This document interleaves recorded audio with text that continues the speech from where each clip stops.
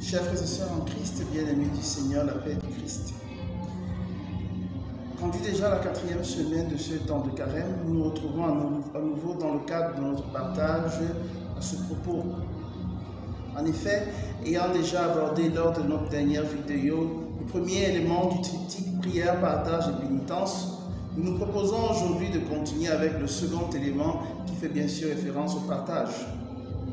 Ainsi, dans plusieurs sociétés humaines, en particulier en contexte africain, le partage est perçu comme l'un des éléments de notre nature dont nous pouvons parler avec beaucoup de fierté.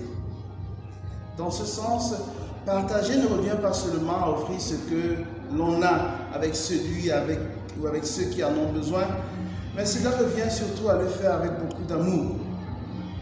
Agir ainsi, c'est pratiquer la charité, l'élément par lequel nous pouvons identifier notre Dieu créateur en tant que fils, créature faite à son image et à sa ressemblance. Seulement aujourd'hui, les mentalités qui sont les nôtres sont enclins à promouvoir plutôt l'individualisme social, fait qui va à l'encontre du partage et de la charité en tant que valeur positive telle que nous l'enseigne l'Église notre Mère. Mais où est donc passée cette charité que nous avons héritée de notre Dieu? Peut-on s'interroger en tant que chrétien?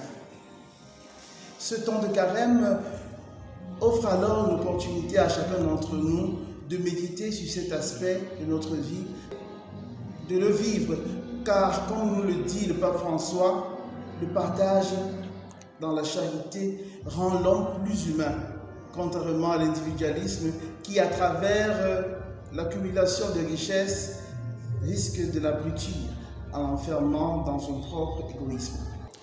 Chers frères et sœurs, comme le Christ, nous sommes donc appelés à réapprendre à partager, à nous faire présents aux côtés de nos frères qui en ont besoin, sans attendre une contrepartie, afin de correspondre à Dieu notre Père qui est charité, réalité par excellence de laquelle nous sommes tous issus et par laquelle nous avons tout ce que nous sommes. C'est à cela que nous pourrons être dignement appelés chrétiens.